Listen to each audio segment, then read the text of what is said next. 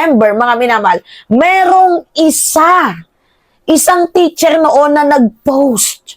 If you will remember, wait lang, search ko nga to. Search ko lang. Naalala nyo tong issue na to, mga minamahal? Yan Yan. Naalala nyo yung issue na yan? NBI arrested teacher who posted about reward to kill Duterte.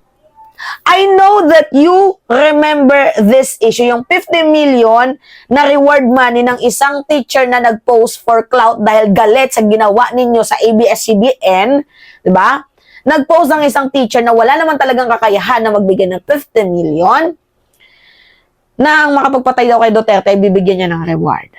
It got viral, nakakuha ng samot-saring komento, at tinugis itong teacher na to dahil sa kanyang ginawang pagbabanta. Nakulong itong teacher na to, mga minamahal.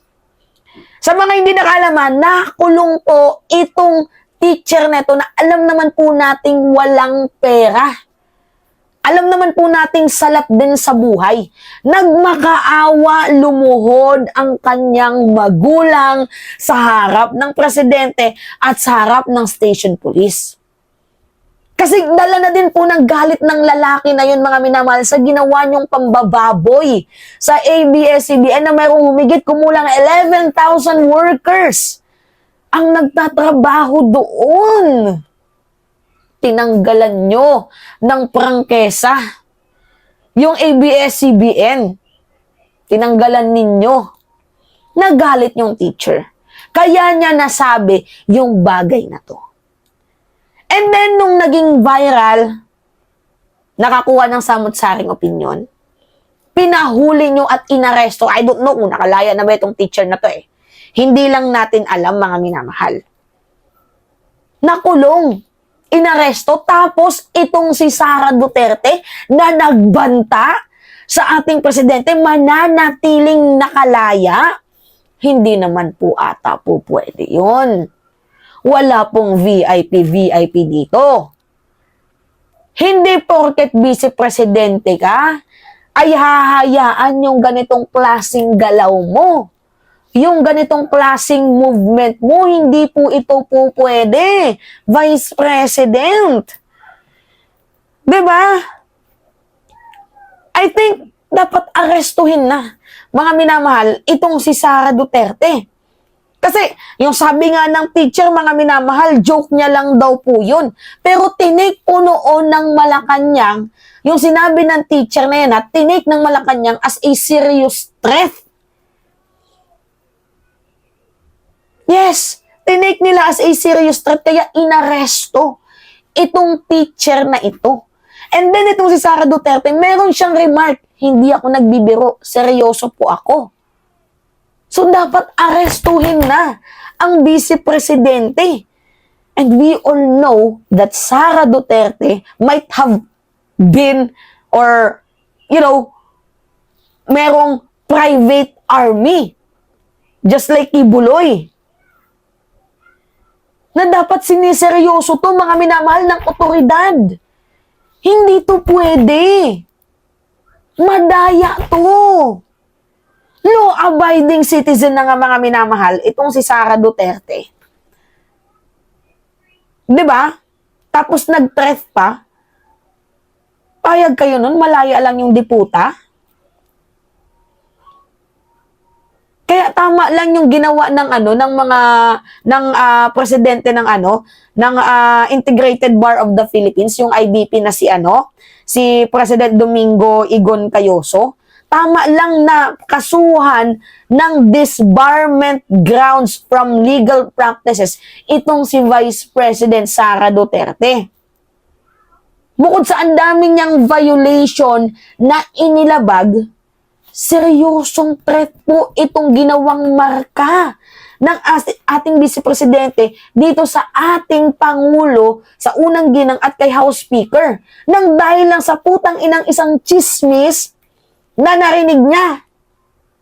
Sabi daw, meron daw narinig niya, alam niya na meron daw na ipapapatay daw siya ni F. Elisa, ni PBBM, ni House Speaker. So that nag-hire siya ng mga taong papatay din kay PBBM, kay F. Elisa at kay House Speaker once na siya ay matigibumbum.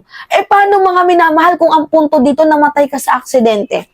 Namatay ka sa sakit? Yung mga killers mo, iisipin ang una nilang pupunteryahin yung presidente. Dapat mas mag-secured pa ang ating gobyerno sa kanilang mga seguridad. Diba? Mga seguridad, mga minamahal, sa Malacanang. Dahil seryosong remark po itong binitawan ng ating vice-presidente. Sinabi niya pa nga noon, anong isang araw sa kanyang press con, hindi drama na nangyayari na ito.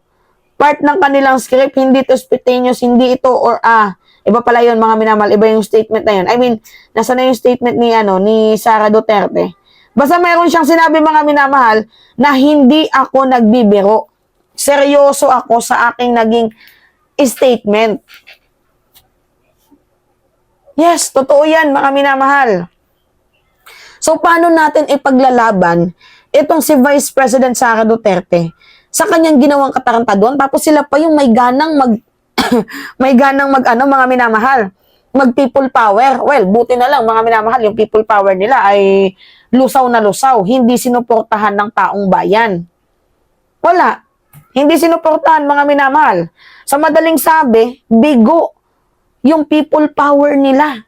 Sa madaling sabi, nilangaw. Walang sumuporta, walang dumikdik sa people power nila kasi nanggagago lang talaga sila. Nang tatarantado. Tapos sisigaw-sigaw, Lopez for Senator. Ginagamit nila yung sitwasyon na to eh.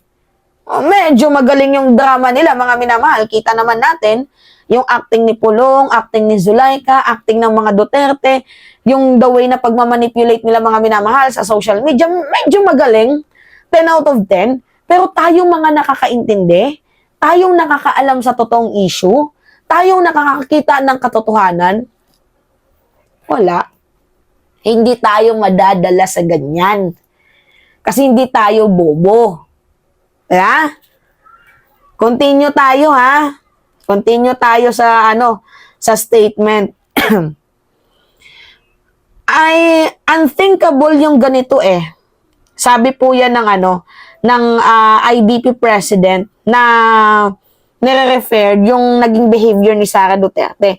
It is contrary to law and legal process as a lawyer. Kung sa tingin mo naagrabyado ka, you file a case but not resort to violence or murder. Exactly. You are a lawyer. You know the rules, you know the code. Alam mo yung rules, yung due process. Unethical na kung ikaw pinag-isipan na papatayin, pinag-isipan pa lang naman, hindi ka naman pinatay, di ba?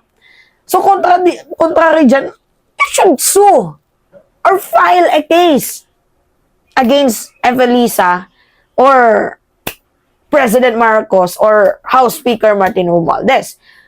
Lawyer kayo, you know the rules. Alam mo yan. So, anong dami mo, bakit umabot ka pa ikaw sa punto na ang dami mo pang kineme?